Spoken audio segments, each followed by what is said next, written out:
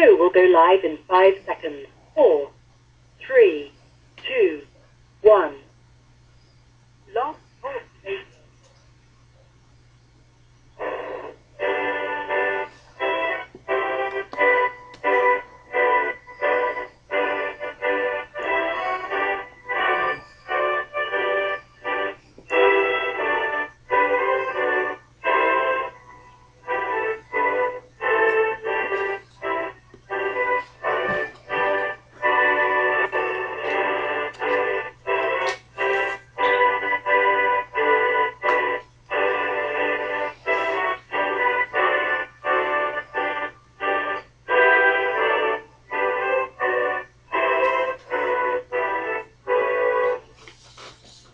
Boa noite, meus amigos. Estamos aqui de volta. Como sempre, começamos invocando a Santíssima Virgem Maria, o Santo Padre Pio de Pietrelcina, para que roguem a Deus que nenhuma injustiça se cometa neste programa. Eu queria aqui agradecer ao José Carlos Zamboni a remessa do seu livro Consagro-vos a Minha Língua. Não deu tempo de eu ler inteiro, eu li somente as primeiras partes. Eu garanto para vocês, o José Carlos Zamboni é uma das 2 ou 3 pessoas que sabem escrever em português. É uma coisa deliciosa você ver que isso ainda existe, né? É um milagre de sobrevivência na selva. Então, embora não tendo lido o livro inteiro, eu posso assegurar que é coisa de qualidade.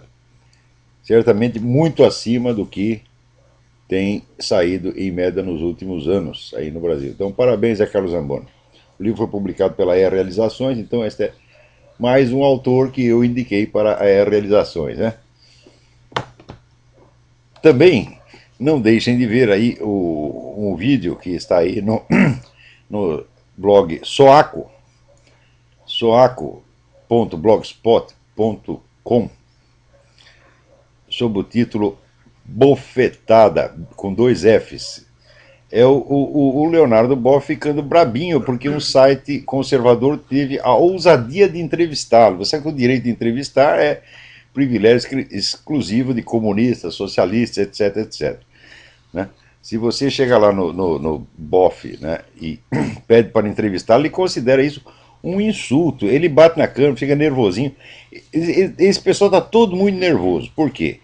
Eles não contavam com um abalo na candidatura Dilma. Eles contavam com a vitória no primeiro turno, e com a sua eternização no poder. Nos últimos dias, então, a popularidade da Dilma tem diminuído, as intenções de voto têm diminuído, eles estão desesperados. Por que estão desesperados? Porque eles nunca se prepararam, nunca.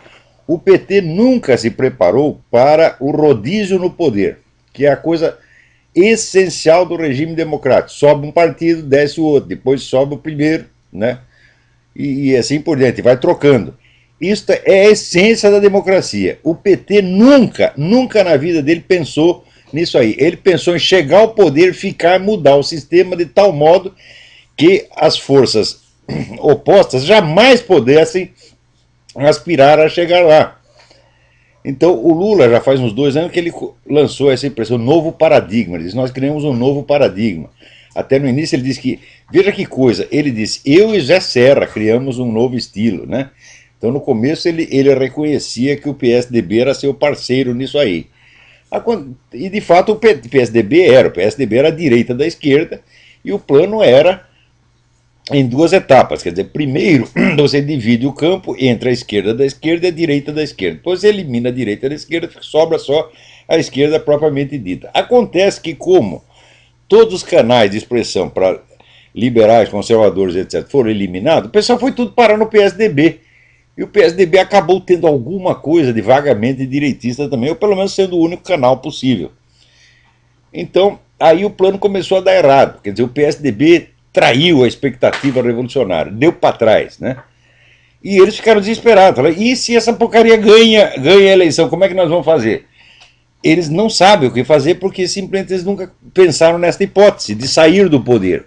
Isso é a prova mais inequívoca, mais evidente de que o PT não é um partido normal, não é um partido constitucional de maneira alguma, aliás, não é nem um partido nacional, porque o PT é órgão do Foro de São Paulo. As decisões fundamentais do PT são tomadas no Foro de São Paulo e o PT obedece direitinho. Então o PT não é um partido nacional, é um partido internacional, como os partidos comunistas sempre foram. Tá certo? Então, Agora aparece aí Frei Beto, Leonardo Boff, tudo dizendo, não, o PT tem que ganhar a eleição, tem que ganhar, tem que ganhar, porque se eles perdem a eleição, em primeiro lugar, eles perdem o comando do Foro de São Paulo. A grande vantagem do PT sobre os outros partidos é que o PT dominava um país inteiro, vamos dizer, era um partido bem maior do que qualquer partido dos outros países latino-americanos, então tinha a condição de dar a proteção oficial, criar o guarda-chuva para encobrir ali as atividades do Foro de São Paulo, da Farc, etc, etc. Se perde o governo, meu filho, perde tudo isso. No dia seguinte, o Hugo Chávez vai dizer que ele é o chefe do Foro de São Paulo agora. Né? Então é uma situação extremamente constrangedora para o PT, eles não estavam preparados para isso. Então vejam lá o Leonardo Boff como está nervosinho. Né? E também o Frei Beto. Frei Beto, bicho, é um exemplo de charlatanice intelectual assim, incomum. Né? Eu lembro quando teve aí aquele outro picareta do Fritjof Capra, né? Que a respeito do qual escrevi um capítulo do livro A Nova Era, a Revolução Cultural, mostrando que o cara é uma besta quadrada, assim, um professor de ignorância. Teve esse cara no Brasil, então fizeram uma homenagem para ele, totalmente indevida ali na UNB, né? E eu escrevi aqueles negócios e mandei até para o Frei Beto, que tinha sido um dos organizadores e participantes da coisa. E a resposta dele foi: o encontro foi bom para quem lá esteve. Eu digo, claro que foi bom para quem lá esteve. Né? Você teve hospedagem de graça, teve comida, casa, comida, roupa lavada. Não é disso que eu estou falando da qualidade intelectual do negócio. Ali eu vi que o Frei Beto era um sujeito de uma leviandade intelectual, assim, patológica. Que ele, todo o funcionamento da mente do Frei Beto é em função do interesse partidário. Só. Em função do interesse partidário, ele diz qualquer coisa. Qualquer bobagem, você está entendendo? Ou seja, ele não tem o menor critério de verdade e erro, de certo e errado, ele não quer saber. Ele só quer saber o que fica bem para o partido. Né? Então tá Frei Beto e Leonardo Boff mentindo pra caramba e tudo nervosinho. Né? Queria avisar vocês que o poeta lá de Pernambuco, ele é cearense, mas mora em Pernambuco, Ângelo Monteiro, é um dos 2 ou 3 cérebros que restaram no Brasil, irá a Curitiba para proferir 2 palestras no Instituto Olavo de Carvalho. Veja lá no www.institutoolavodecarvalho.com. A primeira palestra será no dia 10 de dezembro, sexta-feira, às 15 horas. Né? Onde o Ângelo Monteiro vai contar na sua autobiografia intelectual. E depois, no dia 11 de dezembro, sábado, também às 15 horas, né, uma conferência sob o título A Filosofia e a Poesia para além de uma leitura crítica. Então, Ângelo Monteiro no Instituto Olavo de Carvalho, é uma grande honra para todos nós. Agora, olha aqui, que coisa incrível, bicho. Se uma comissão de alto nível, altamente qualificada, escolheu para representar o Brasil no Oscar, né, o filme Lula, o Filho do Brasil. É um filme que ninguém viu, né? Acho que nem o Lula assistiu. Se ele assistiu, dormiu no meio do filme, né? Ninguém viu. Vocês assistiram? Não, eu também não. Ninguém viu o filme, porra. Né? Ou, assim, a maior manifestação de desinteresse. Quer dizer, são esses paradoxos da popularidade do Lula. Quando chega lá na estatística, o Lula tem 82% de popularidade, tem 93%, tem 104%, tem 147% de popularidade. Mas a coisa é a seguinte, ele vai no estádio de futebol, todo mundo vai. Faz um filme da vida dele, ninguém vai ver. Né? É a popularidade mais paradoxal. Né? Você imagina, por exemplo, sei lá, no tempo de Stalin, você fazer um filme A Vida de Stalin, nenhum russo ir ver, não é possível. Você imagina que no tempo do New Deal, né, você faz o filme puxando o saco do Roosevelt, A Vida de Franklin Roosevelt, todo mundo ia ver, né? Porque os caras eram populares. Agora, no Brasil tem essa popularidade paradoxal. É a popularidade de um sujeito que ninguém quer ver, ninguém quer saber dele, tá entendendo? E quando vê o cara, vaiam. É um mistério tremendo, tá entendendo? É uma coisa do outro mundo. Né? Então aqui, né, recomendaram para, até aqui o artigo do Rubens Ewald, né, dizendo que isso é uma atrocidade. Eu digo, realmente essa palavra certa, quer dizer, indicar essa merda desse filme, né, para o Oscar é uma atrocidade. Vai ser, né, candidato ao Oscaralho. Né? Agora, para não dizer que tudo é merda nesse mundo, né, eu recebo aqui do Francisco Dockhorn, né, lá o assessor do padre Paulo Ricardo, mandando um monte de informações sobre a consagração total à Virgem Maria. Estão fazendo a campanha da consagração total à Virgem Maria. Eu sugiro todo mundo que é católico que entre nesse negócio, tá entendendo? Nós estamos precisando disso e o Brasil está precisando também. É uma questão desesperada. Então, aliás, consagrar-se à Virgem Maria não é nada mais do que obrigação dos católicos. Nós temos que entrar nesse negócio, tá entendendo? Não interessa se você é um pecador, puta, viado, traficante, proxeneta, você vai entrar, meu filho, porque isso aí vai só te ajudar e ajudar os outros, tá entendendo? E vai lá, mas isso eu não consegui fazer direito. Faz errado, mas faz, você tá entendendo? Vai lá de qualquer maneira, tá entendendo? Se até eu posso entrar, por que você não pode, porra? Né? Então, aqui, vocês vão lá no site http:// Maria Online. Maria é Maria em latim, Maria é cormariaeonline.blogspot.com. Não deixe de olhar, tá lá um negócio, 14 perguntas sobre a consagração total. Leiam, entendam e vamos fazer esse negócio, que isso é coisa boa. Agora, aqui eu queria lembrar, já que estamos falando de assuntos religiosos, essa semana eu ouvi, né, o vídeo do... ouvi o vídeo do pastor Silas Malafaia respondendo aquele porra daquele abortista dilmista fanático que é o bispo, né, Edir Macedo. E tudo que o Silas Malafaia fala é inteiramente correto. Eu só fiquei chateado com uma coisa.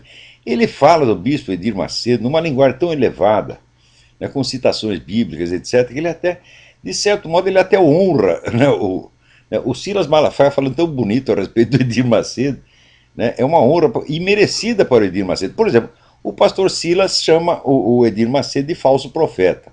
Eu digo, não, isso é honra demais. Falso profeta era Karl Marx, falso profeta era Lenin, falso profeta era Robespierre. O Edir Macedo não é o falso profeta, o Edir Macedo é um falso merda. Falso merda. Quer dizer, ele esteve treinando a sua vida inteira para tornar-se um merda, mas jamais conseguiu se elevar a tão excelsa condição. Tá certo? Ele é aquele negócio, você já deve ter passado por essa experiência, às vezes você está com dor de barriga, né? Precisando urgentemente ir no banheiro, você chega lá, senta e sai um peido. Pois é disso que se trata. Né? O Edir Macedo é um peido vivo, peido vivo. Como é que isso aconteceu ao pobre rapaz? Não é culpa dele, isso aconteceu, é culpa do capeta. Tá, né? Porque é o seguinte, isso aí é um caso de obsessão demoníaca. A obsessão é da seguinte maneira: toda noite, quando Edir Macedo vai dormir, sobe do fundo do inferno uma imensa piroca de fogo. Entra pelo cu dele, sobe até o cérebro, queima todos os neurônios, transforma tudo em gás. É isso que acontece. Então é um caso raríssimo de flatulência espiritual. Tá?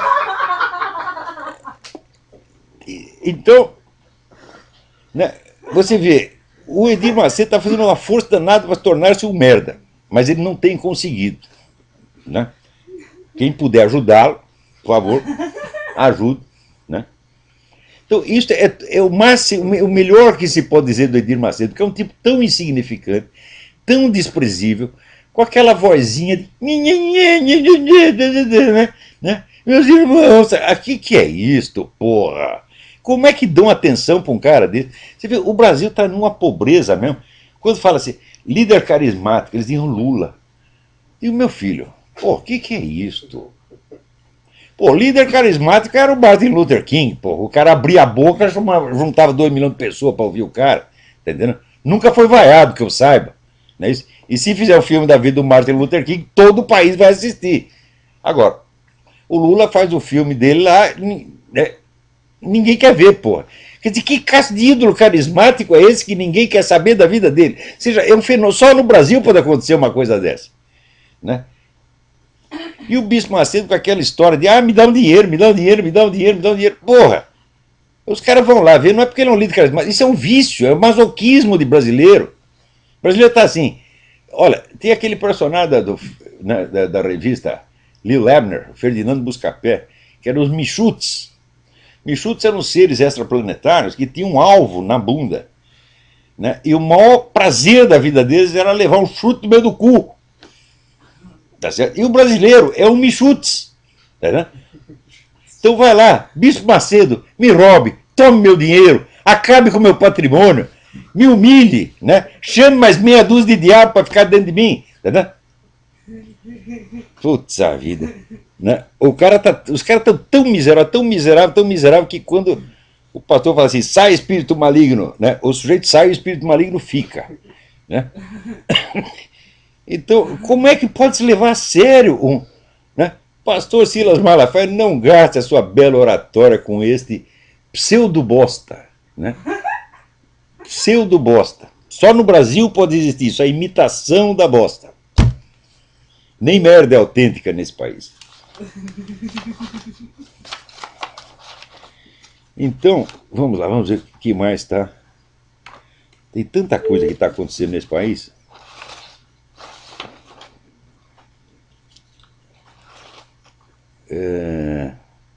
Olha, essas mães botaram aí para circular umas opiniões, essas opiniões altamente significativas. Olha aqui o que o Caetano Veloso disse. Não pode, o povo brasileiro não pode ouvir isso, quer dizer que o partido DEM deve ser extirpado e não reclamar. E se uma pessoa da imprensa reclamar, vem um idiota dizer que a imprensa é golpista. Golpista é dizer que precisa destruir um partido político que existe legalmente. O presidente da República não tem o direito de dizer isso. Isso é a coisa mais óbvia do mundo. Caetano Veloso está...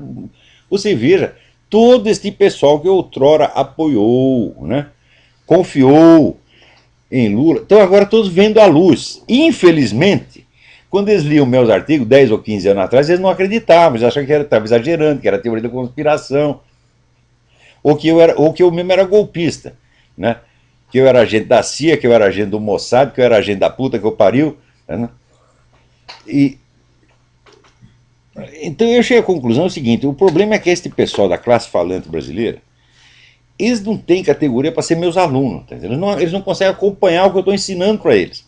Porque tudo isso que está acontecendo agora, tudo isso está no programa do PT. É só você ler os documentos internos do PT, você entende que o PT criou uma imagem para fora, ele tem um programa para fora e tem uma estratégia por dentro que é secreta ou pelo menos discreta. Não precisa nem ser secreta, porque o pessoal, nos congressos do PT, apresenta aquelas teses, forma aquele calhamaço, eles sabem que ninguém vai ler isso a não ser este que vos fala. Né? O único sujeito que faz a lição de casa, quer dizer, você pretende ser jornalista, pretende ser comentarista, tá falando, então, meu filho, você tem que ler os documentos, cara, você tem que se informar. Para você informar os outros, você tem que informar você primeiro. Mas, além da turminha do PT, só quem lia os documentos do PT era eu. Então, eu entendia e sabia o que eles iam fazer. Porque não é porque eu tenho dons premonitórios, é porque eles diziam o que iam fazer, porra. Agora, no Brasil, documento não quer dizer nada. O sujeito só acredita na sua capacidade divinatória. Né? Aquele negócio do, eu senti. Né? O sujeito tem que sentir primeiro. Especialmente sentir via anal. Quando ele sente ali e fala, eu acho que deu algum treco entrando aí. É porque já entrou, já chegou no cérebro que deu o Bispo Macedo, porra. Aí os caras se tocam. Né? Então aqui, o Hélio Bicudo. O Brasil pode caminhar para a ditadura civil. A liberdade de imprensa é a razão de ser de uma democracia. E você não sabia que o PT ia mexer na liberdade de imprensa? Porra, Hélio Bicudo, porra. Né? Acorda. Né? Não foi por falta de aviso. E aqui, Miguel Reale Júnior, estamos em um momento perigoso à beira de uma ditadura populista. Uai, agora que você descobriu, uma ditadura não se apronta assim do dia para a noite. Esse é um plano que vem de muito longe. Você vê, a ideia de fazer do governo Lula um governo de transição, a missão do governo Lula era dividir o espaço político entre a esquerda e a direita da esquerda. Eliminada a possibilidade da oposição ideológica, você só tem oposição administrativa, por assim dizer. Então é só discussão de questões administrativas e disputa de cargo. Você não tem mais um confronto ideológico. Por exemplo, existe um confronto de capitalismo e socialismo na campanha presidencial ou em qualquer outra campanha eleitoral brasileira? Não tem. Existe um confronto entre valores progressistas, valores conservadores? Não tem. Não pode ter. Então só se discute assim, o imposto, Que medidas administrativas nós vamos tomar para, né, resolver ali a fabricação de chicletes em São Tomé das Letras, e assim por diante, só miudeza. E eu lembro que num dos debates entre Lula e Serra na outra eleição, a pergunta final do Serra ao Lula foi sobre tarifa de ônibus. Eu digo, meu Deus do céu, nenhuma eleição presidencial do universo, nem mesmo em outro planeta, candidatos a presidência discutiram tarifa de ônibus, que é uma questão assim, local, municipal. Né? Então, as grandes questões foram eliminadas da política, sobrou as picuinhas. Então, isso aí é a primeira etapa do novo paradigma. Terminada a fase de transição, né, construído o sistema de apoio universal ao PT mediante propinas e enganação geral, passa-se a segunda etapa, que é a implantação do socialismo a ser empreendida pela dona Dilma Rousseff. Né? Então está aqui, o governo Lula apresenta faces autoritárias. Não há mal causado no Brasil pela imprensa, só o bem. Governantes, ao contrário, a imprensa ajudou a botar o Lula lá. O pessoal todo esquece, né? E quem disse isso é o Miro Teixeira. Até o Miro Teixeira está com o saco cheio. Aqui, Fernando Gabeira, Dilma Rousseff quis acabar com a ditadura militar e instalar a ditadura comunista. Não foi só ela não, Fernando Gabeira, você também. Você estava lá fazendo isso, você adorava essa merda de Cuba, porra, na época. Né? Então esse pessoal tem... Olha, em primeiro lugar, os caras têm que chegar na televisão e dizer assim, olha aqui, preliminarmente, eu sou uma besta quadrada. Antes de qualquer declaração, eles têm que dizer isso. Eu sou cego, eu não enxergo um palmo dentro do nariz, porque o porra do Olavo de Carvalho me avisou 1000 vezes e eu não enxerguei.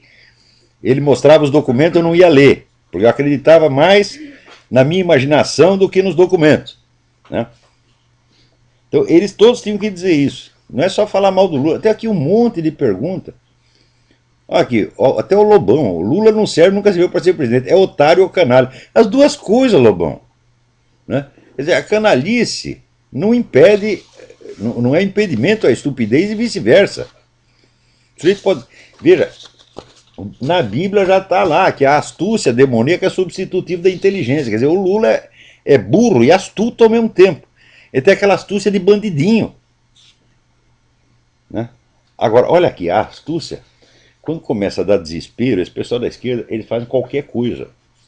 Aqui, uma notícia saiu no New York Times, veja você, não foi nenhum jornal conservador, saiu no próprio New York Times. Aqui nos Estados Unidos, os democratas, eles estão financiando falsos candidatos do Tea Party. Eles infiltram o cara no Tea Party e promovem o cara para que ele seja eleito em vez dos autênticos representantes do Tea Party. Quer dizer, é um golpe baixo, é uma coisa de uma sujeira. É um procedimento que era típico do Partido Comunista. O Partido Comunista que infiltrava gente em tudo quanto é lugar. Né? Muitos desses caras que hoje brilham aí foram colocados na política brasileira pelo Partido Comunista. Na década de 60, 70 ainda estão aí. Né? Então, o pessoal começa a apelar a essas coisas, também é sinal de que eles não estão preparados para devolver o poder. Porque um partido perdeu uma eleição, nunca foi uma catástrofe. Por definição, algum partido sempre perde a eleição. Você lá estuda a história da Inglaterra, sobe conservador, desce trabalhista, sobe trabalhista, desce conservador, etc. Tá assim, faz o quê? 200 anos, porra. Isso não fez mal nenhum à Inglaterra, ao contrário, fez muito bem, porque um governo corrige os erros do outro. Agora, esse pessoal, a concepção revolucionária não é essa. A concepção revolucionária é você fazer uma mudança estrutural que ninguém mais possa voltar atrás. Né? Agora aqui, veja você, uma corte europeia, né, está obrigando lá o governo, os russos a dar apoio e ajuda às paradas gays e outras iniciativas, casamento gay, etc. Veja, uma corte na Europa, quer dizer, vai impor um negócio a um país inteiro do tamanho da Rússia. Quer dizer, agora vocês estão tudo de ser gays, tudo de ser viado, então eu tenho que achar bonito pelo menos. Né? O que é isto, porra? Agora veja você, esse negócio de casamento gay, o líder da campanha gay no Brasil, Luiz Mott, ele se gaba de ter ido para a cama com 500 homens. Você acha que ele quer casar? Eu tenho uma proposta, a gente implanta o casamento gay e torna o adultério gay crime. Então agora você vai casar com o Luiz Motti, vai lá para casa, vai lá lavar os pratos do Luiz Motti e vamos parar com a putaria. Você acha que eles topam? Esse negócio de casamento gay é uma palhaçada, é uma farsa. Você acha que o Luiz Motti quer casar, porra? É? Só se fosse casar com 500 homens, porra. É? Você vê, ele já está, na carreira dele, ele já está na metade da carreira do Dom Juan. O Dom Juan era o famoso, ele tem uma mille lettré, né? E a mille lettré mulher, está lá na ópera do Mozart, né? O Cacete vai dando lá a lista, ó, na França são tantas, na Espanha são tantas, né? Mas em Espanha são já mille lettré. Mille lettré são na Espanha. O Luiz Motta está indo lá pro mille lettré, só trocando o sexo. E diz que o cara quer casar, fala casamento gay, mas como é que se pode levar a sério uma coisa dessa durante 1 minuto? 1 minuto. Ó, avisa o Luiz Motta, se você casar com o seu fulaninho, vai ter que acabar essa putaria, porra. É isso que você quer?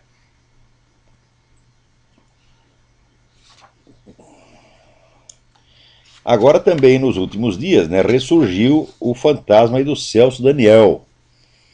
Quer dizer, o Estadão está acompanhando aí o processo e já o Gilberto Carvalho já virou réu no processo. Opa, não é mais investigação, agora é réu de processo pelo assassinato do prefeito de Santo André, Celso Daniel. Aquele que morreu prefeito e depois começou a morrer testemunha do processo e até o médico legista que examinou o cadáver também morreu. Ele foi um empreendimento assassino dos mais belos que já houve nesse país, mais completo, mata todo mundo, porra, né?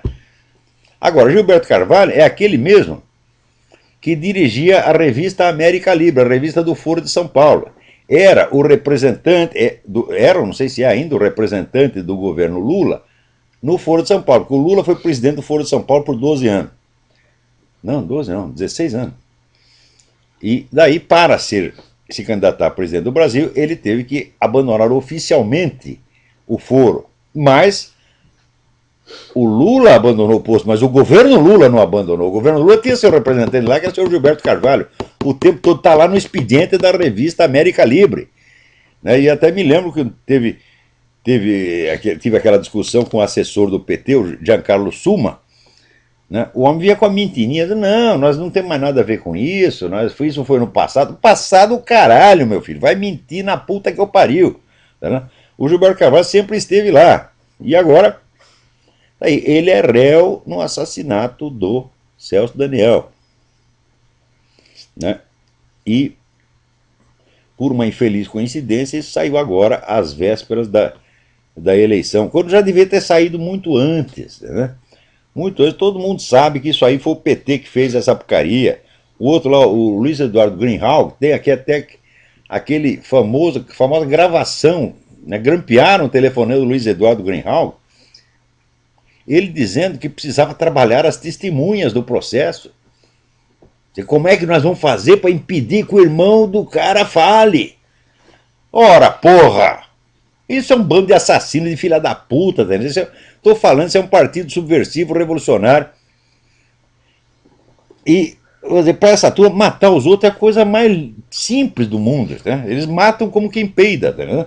E depois, quando alguém dá um tiro neles, daí é aquela choradeira universal. Né? Se ver como aconteceu no México, né? Os narcotraficantes começam a matar gente, daí vai o governo, mata meia dúzia de traficantes, daí eles começam a chorar. Ah, é uma guerra civil. Putz a vida. Então aqui, Frei Beto responsabiliza a igreja por ter introduzido vírus oportunista na campanha. Um momento. Esse governo aí, o pessoal do PT, está todo reclamando contra o uso da linguagem religiosa, de argumentos religiosos na campanha. Meu filho, o que é a teologia da libertação? A teologia da libertação é a politização total, integral e sistemática da igreja. Quer dizer, nenhum cara da teologia da libertação tem nenhum direito de reclamar contra o uso político de elementos religiosos, porque a teologia da libertação, ela é isto. Ela faz em escala maciça e faz há 40 anos isso aí.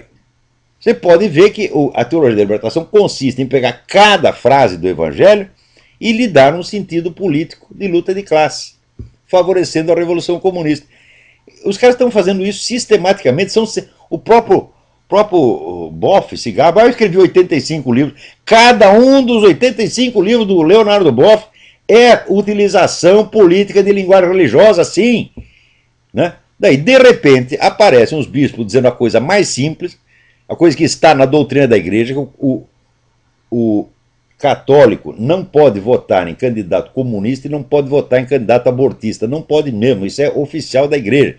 Quer dizer, o bispo simplesmente repete o que a doutrina da igreja diz, que o bispo está usando linguagem religiosa de maneira oportunista para interferir na política. Cara, porra! Né? Quer dizer, o Frei Beto é assim, ele é o fake total, até o sobrenome dele é Cristo, veja, o sobrenome se chama Cristo, Xeristo, né? Então, quer dizer, parece assim, brincadeira do diabo mesmo, né? Ai, ai, ai. Então, o Frei Beto foi um dos criadores do Foro de São Paulo. Né? E o que é teoria da libertação, comunidades eclesiais de base, essas coisas, se não aproveitamento político da linguagem religiosa? Quer dizer, é o negócio do Lenin, né? Acuse-os do que você faz, xingue-os do que você é. Só que é o seguinte, eles fazem a coisa em larga escala, e depois eles pegam uma coisa que é apenas uma aparência do outro lado, e acusam de estar fazendo o que eles estão fazendo. Frequentemente eles acusam primeiro e fazem depois. Agora, ontem, domingo, houve várias missas aqui pela libertação do Alejandro Penha Esclusa, que continua preso na Venezuela. Infelizmente, o aviso não chegou em tempo de eu poder transmitir a vocês na semana passada. Tá certo? Mas, teve até no Brasil, a paróquia Nossa Senhora Aparecida. Então teve em Bogotá, teve nos Estados Unidos, teve na Bolívia, teve vários lugares. Então, já que não participaram da missa, então, por favor, orem pela libertação do Alejandro Penha Esclusa, que a prisão dele assim, é uma vergonha, uma farsa completa. E é muito fácil provar que é uma farsa. Por quê? Porque a testemunha principal é ininterrogável. Sumiram, eles mesmos sumiram com a testemunha e mandaram para Cuba, porra. Quer dizer, que seriedade tem num processo desse, em que você subtrai a testemunha ao exame, né? Eles dizem que o fulano declarou isso ou aquilo, mas cadê o fulano para confirmar que ele declarou isso mesmo? Né? Agora, o Zé Serra também, ele viu a luz. Olha aqui, ele diz que o PT trata os seus adversários eleitorais como inimigos a serem destruídos. Digo, mas é evidente.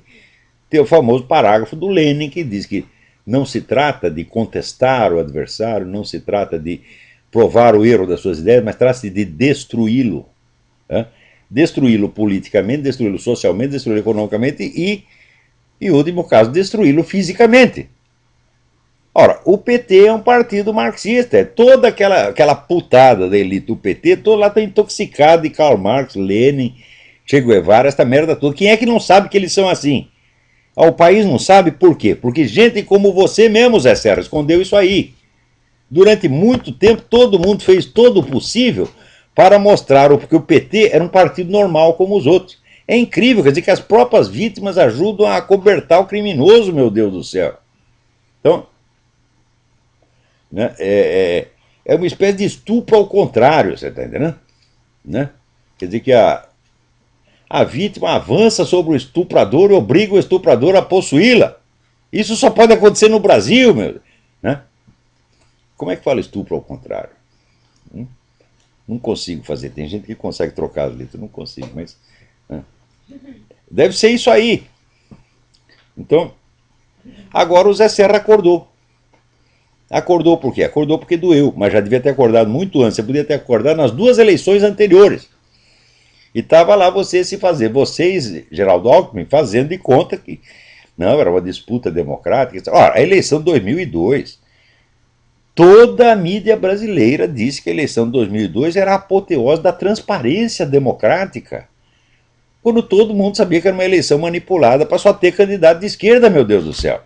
E, sobretudo, para suprimir essa informação do povo. Não teve um comentarista político que dissesse: porra, como é que é isso? Só tem candidato de esquerda. Como é que pode ter uma eleição democrática se você não tem variedade, sobretudo se você não tem a informação, nem mesmo a informação. nem mesmo a informação de que existia o Foro de São Paulo. Como é que o povo pode decidir as coisas se não tem informação mínima a respeito? E, no entanto, o Zé Serra foi cúmplice dessa coisa nas 2 eleições anteriores. Agora ele acordou, agora ele está fazendo a coisa certa. E estamos, vamos dizer, eu vou, se puder, vou votar nele. Né? Então, mas olha, você tem que rever a sua conduta passada. Olha aqui, o governador do estado, Alberto Goldman, PSDB, voltou a comparar o presidente Lula ao ex-ditador alemão Adolf Hitler. Roberto Goldman, você começou a sua carreira com a ajuda do Partido Comunista. Eu, na época que era militante, votei em você porque o cara do comitê estadual do partido mandou. Então você começa nisso, agora você vê os efeitos dos seus atos. Tem aquele poema do Heinrich Heine, que o cara está dormindo, aparece um sujeito com uma espada, né, e diz: eu sou a ação dos teus pensamentos. Eu digo: a ação dos teus pensamentos voltou contra você. Por que vocês não fazem, vamos dizer, uma confissão em regra? Por que vocês não são honestos para dizer: olha, nós ajudamos a fazer esta merda, estamos arrependidos? Por que tem que disfarçar? Por que tem que fazer de conta que você é só vítima quando você é autor também? Pois eu que ajudei, vamos dizer, eu ajudei durante 2 anos, fiquei ali na militância esquerdista, eu confesso que eu ajudei a fazer esta merda. Durante 2 anos, quando eu tinha 18 anos, 17, 18 anos, quer dizer, eu era uma besta quadrada completa. Porque, vamos dizer, a função mais eminente do jovem é ser uma besta quadrada, né? E eu cumpri isso aí à risca.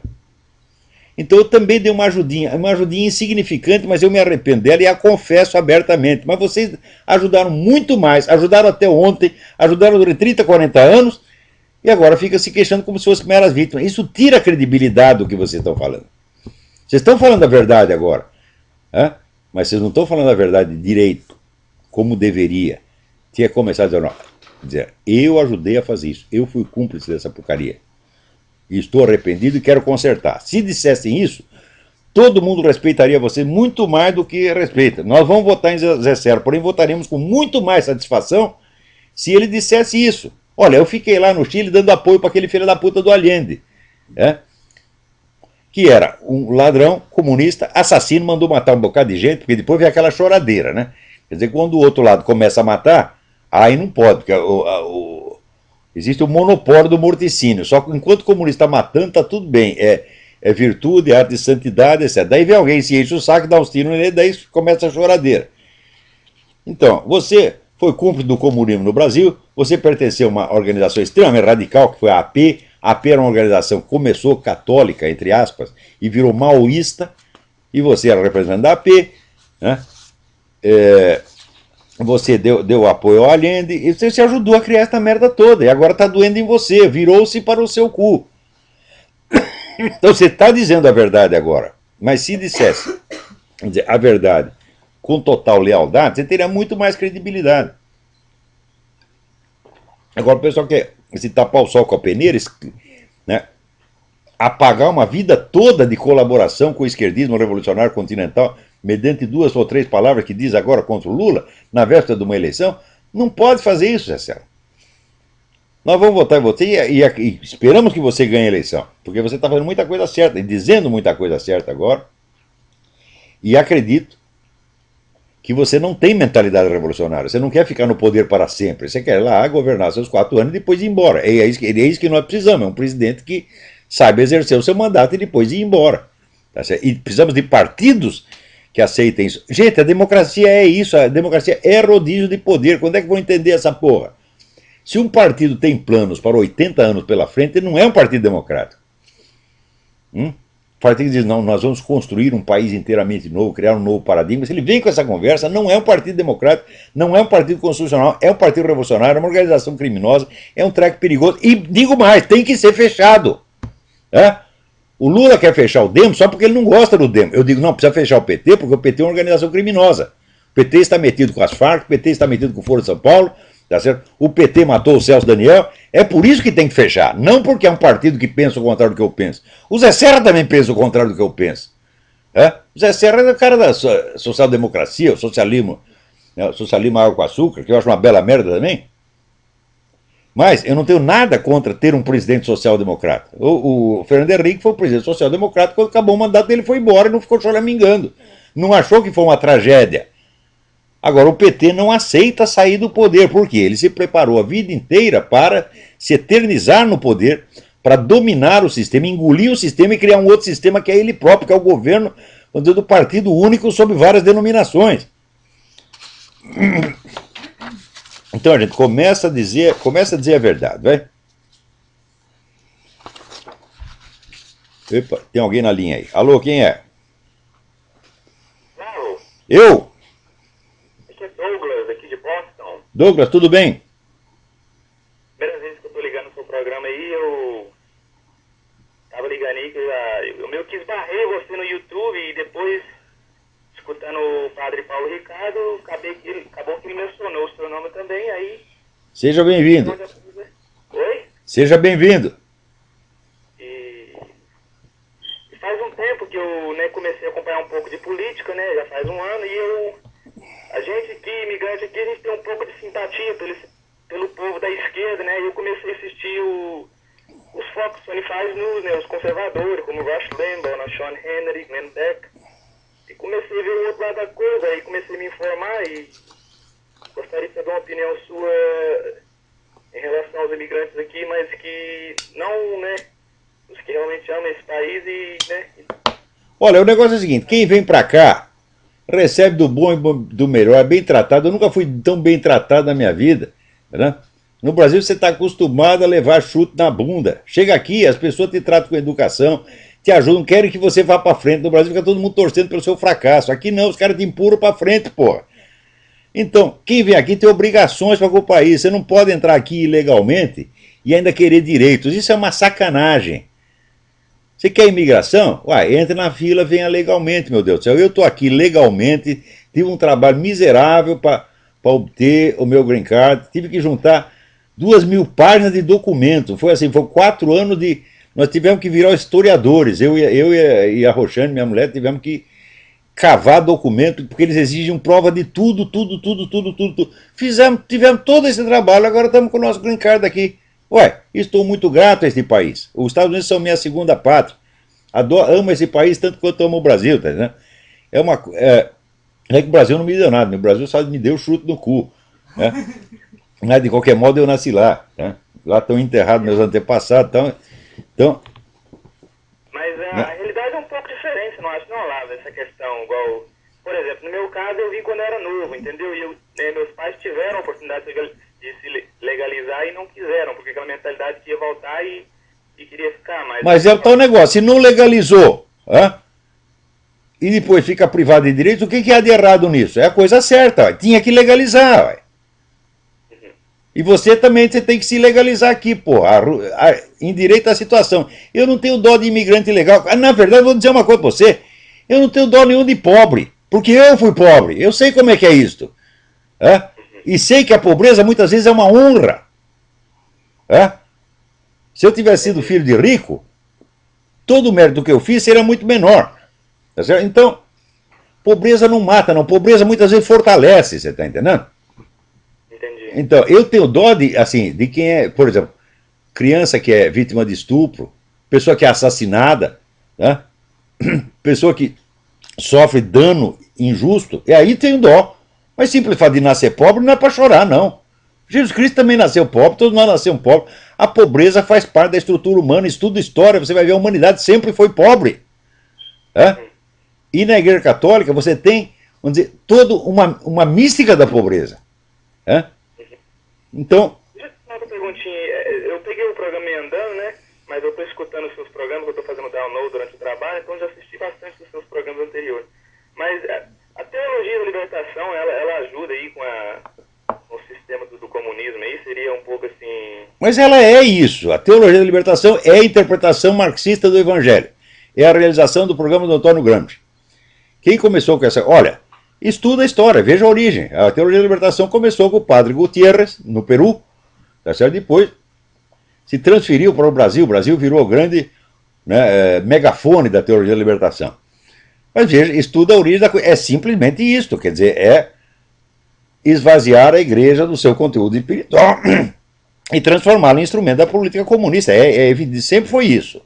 Se tem alguma dúvida a esse respeito, vai estudar, leia os textos, veja o que eles mesmos dizem. E sobre respeito ao seu curso de filosofia, você aconselha a gente para as pessoas? Ué, se eu não aconselhasse o meu próprio curso, para que eu ia fazer o curso? Quer dizer, olha, aqui estou dando curso de filosofia, mas não venha não, porque o curso é uma merda. Você quer que eu diga isso, porra? É? Olha, vou dizer, estou dando o curso de filosofia, meu curso é muito bom, curso maravilhoso, o Brasil não merece esse curso, tá entendendo? É o único curso de filosofia que existe no Brasil. O resto é tudo empulhação. Você acha que você vai aprender filosofia com o doutor Emir Sader? Você vai aprender filosofia com o Quartinho de Moraes? Ora, esses caras não leram 3 livros na vida, porra. Mas aqui, então tá beleza, então foi um prazer falar com o senhor aí. E outra coisa, eu não estou aqui trabalhando para nenhum movimento político, para partido político, quero que todos os partidos políticos vão uma puta que os pariu. Eu estou fazendo o que minha consciência recomenda, né? Então, um abraço, tudo de bom, obrigado. Foi um prazer falar com você, tá? Prazer foi meu. Boa sorte aí. Um abraço. Um abraço. Né? Agora, olha aqui, teve um instituto aqui nos Estados Unidos que fez uma pesquisa sobre o negócio da fraude eleitoral aqui, porque tem aquele negócio da Acorn, a Acorn teve distribuindo, a Acorn é a firma na qual, a ONG na qual o Obama trabalhou. E na época soube-se que a Acorn estava distribuindo título de eleitor assim, para todo mundo, até para gente falecida, né? E agora fizeram uma pesquisa e dizem, olha, praticamente não tem um distrito aqui que não tenha 3 ou 4 falecidos votando, ou imigrante ilegal votando. Veja que coisa, em muitos casos é o seguinte, está lá o formulário para o senhor preencher e está escrito assim, é cidadão americano? O cara ia lá e respondia, não! E recebia o título eleitoral na mesma hora. Que coisa, esse negócio não para. Né? E daí, depois, eu lembro quando na eleição que o Gore perdeu, daí disseram que era fraude republicana, por quê? Porque não estavam deixando os presidiários votarem. O presidiário não vota aqui, porra. É?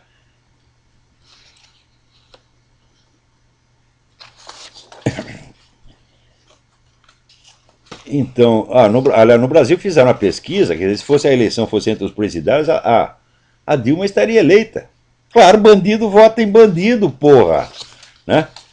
Agora, olha aqui, o Lula, gente, o Lula essa semana ele cometeu o maior crime eleitoral de todos os tempos, que é, vamos dizer, ele ameaçar romper o acordo do governo brasileiro com o Vaticano se a igreja não apoiar a Dilma. Quer dizer, o senhor está usando o aparelho de Estado para fazer uma intimidação. É curioso, ninguém está processando o Lula por isso. Este é o crime eleitoral mais ostensivo que já se fez, que um presidente da República fez. E ninguém vai agir, não. Esse pessoal mesmo da igreja tem que processar o Lula imediatamente, dizendo que você é um baita de um crime eleitoral. Quer dizer, não é o pessoal denunciar, ele abriu guerra contra a Igreja Católica. Fala, mas o problema não é esse, ele sempre teve contra a Igreja Católica. Ele usou a Igreja Católica como quem usa uma camisinha, tá entendendo? Usou a Igreja Católica como camisinha para pôr no nosso cu e depois jogou fora. Então, o problema não é esse, o problema é que ele fazer esta ameaça às vésperas de uma eleição é crime eleitoral, porra. E o cara já comete o crime assim, cinicamente, sabendo que não vai acontecer nada.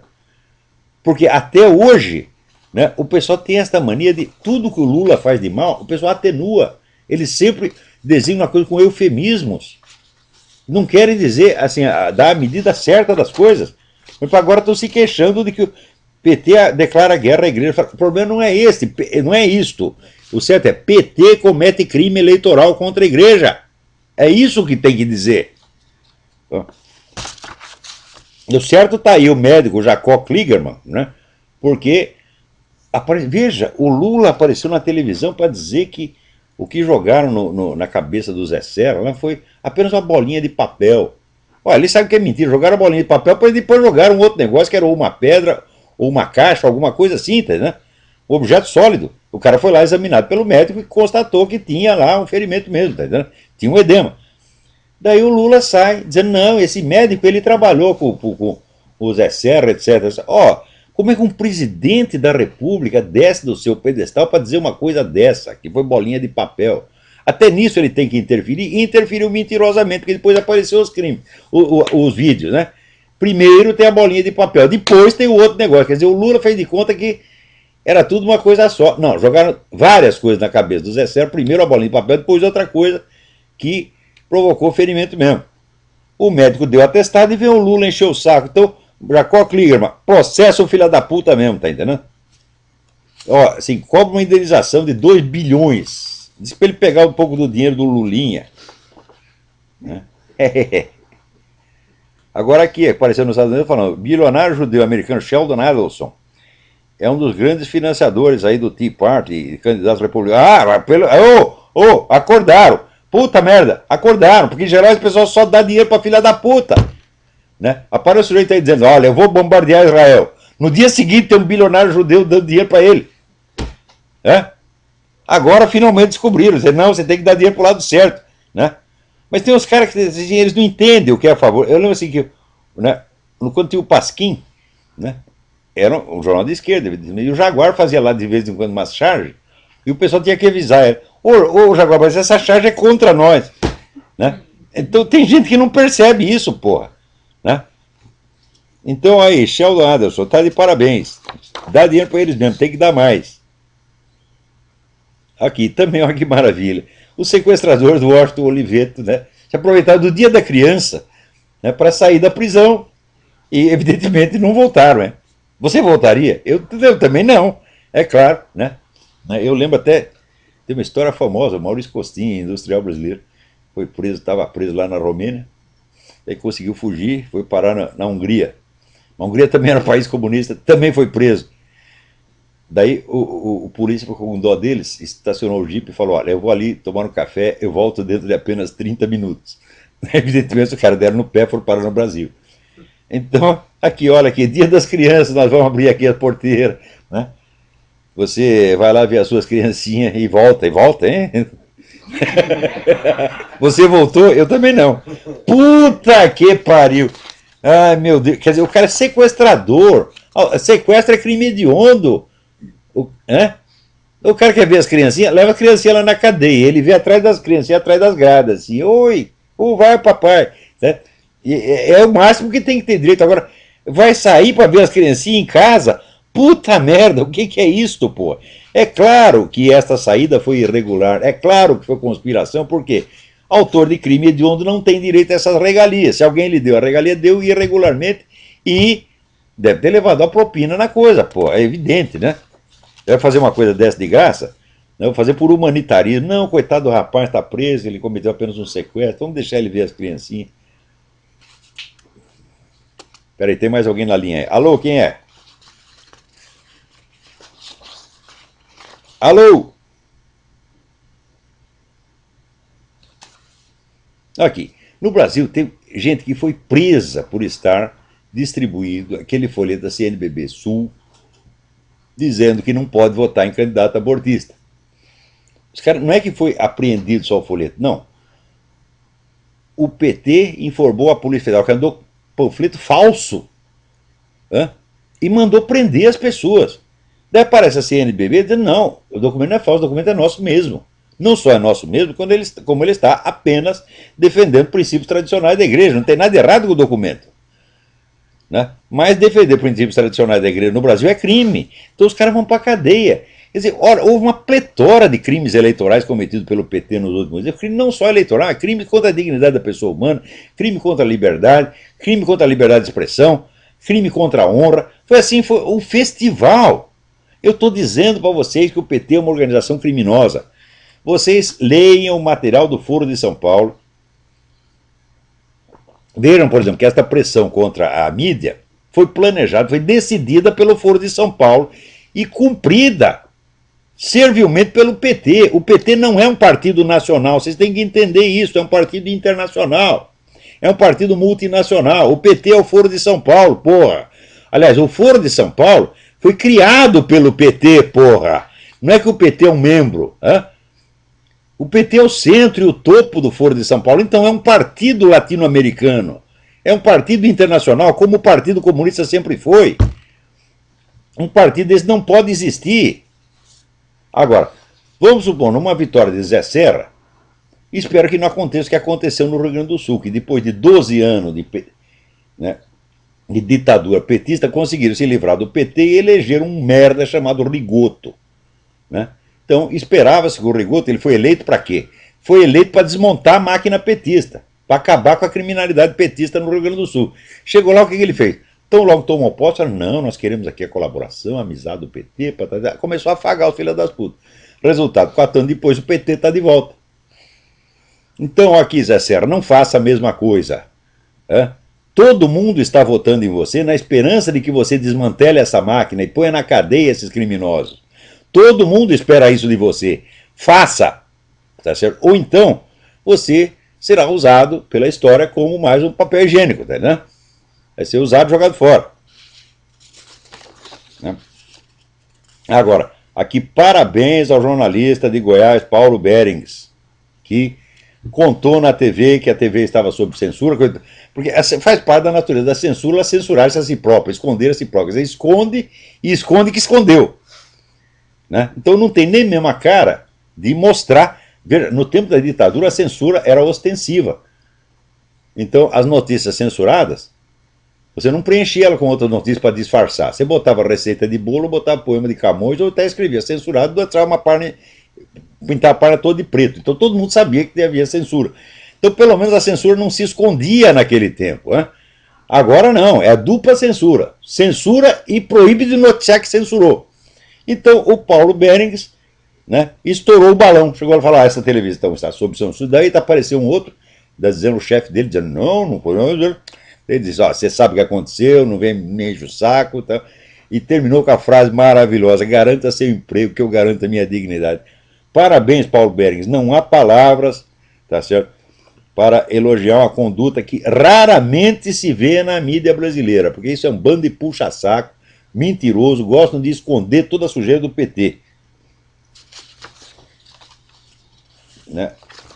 Agora aqui, pela segunda vez o Obama tira da Declaração da Independência toda a referência a um Deus Criador. Veja, quando o pessoal tocava o hino nacional, e todo mundo põe a mão no coração, o Obama põe a mão no saco. Né? Já é altamente significativo. Agora, ele modifica a Declaração da Independência e tira a palavra Deus. Quer dizer, o cara se trai nessas coisas. Todo mundo sabe que o Obama é inimigo da América, ele quer acabar com esse país, ele foi eleito para isso, ele é um agente estrangeiro, coisa está mais do que provada. Né? E isso mostrou, inclusive, a fragilidade do sistema eleitoral americano. Por quê? O sistema eleitoral não funciona, nenhum sistema eleitoral, não adianta você ter eleições livres se você não tem informação correta, porque o voto é decidido na base da informação. Então, se você bloqueia as informações fundamentais, o cara tem que votar com base em hipóteses imaginárias. Então, a hipótese imaginária inclui gente muito boa, intelectuais americanos, gente de primeiríssimo plano. Caras que estudaram com Eric Voegelin. Na época eu dizia, olha, o Obama é isso, mais isso, mais isso, mais isso. Eles diziam, não, Obama é um político democrata como outro qualquer, né, como Bill Clinton, como Al Gore. E daí eu falar, não é. Ele tem, vamos dizer, ele tem raiz num país estrangeiro, ele veio com apoio do governo estrangeiro, tá certo? E ele não trabalha para o interesse americano de jeito nenhum. Eles dizem, não, você está exagerando. Passado um ano, eles começaram a dizer, pô, não é que você tinha razão. Eu tenho que vir eu, da América Latina, quer dizer, eu sou apenas um rapaz latino-americano, rapaz, eu venho de lá. Eu tenho que chegar para esses caras aqui e informar o óbvio. Agora, o americano tem o seguinte, ele quando ele erra, ele pode demorar um pouco, mas ele reconhece que errou. Agora no Brasil não, passa 20 anos, 30 anos, as pessoas quando percebem a cagada, começam a acusar a cagada como se elas não tivessem nada a ver com a história.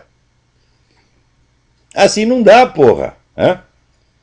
Então, gente, vocês têm que passar um tempo aqui, vocês veem o que é um povo que é visceralmente honesto. O americano realmente é visceralmente honesto. E te digo mais, o americano tem coração, o americano é bondoso, ele quer ajudar as pessoas, ele quer que todo mundo... Claro que tem filho da puta aqui também. E quando aparece um, o sujeito capricha. Tá aí o Obama que não me deixa mentir. O Al Gore. Tem esses caras, né? Jorge Soros. Também tem isso. Tem esses caras também. Mas a média da população aqui, não sei nos grandes centros, mas quando você chega no interior, onde você tem, vamos dizer, a América profunda, a América de verdade, não, você vê que é um povo bom. Né? E raramente eu vi, tudo que eu viajei, não conhecia um povo tão bondoso quanto o americano. Você chega na França, o francês só quer te chutar o cu, porra. Né? Estão loucos para te pôr para fora. Aqui não. O americano ele quer te receber. Né? Eles querem receber as pessoas, eles só dizem, pô, arruma um papel, tira o papel, vai lá, preenche a porra do negócio, tá entendendo? E Se não der dessa vez, você tenta de novo, faz a coisa direito. É só isso que eles estão pedindo, pô. Então, aqui o pessoal é honesto, mas às vezes o problema deles é também a honestidade, porque eles são tão honestos que às vezes eles não acreditam que existe o mal. É? Você diz que o sujeito tem má intenção, né? Eles levam tempo para acreditar. Né? Só acredita assim, quando o Japão bombardeou, né, Pearl Harbor, fala, ah, bom, daí não tem mais como explicar com boa intenção. Né?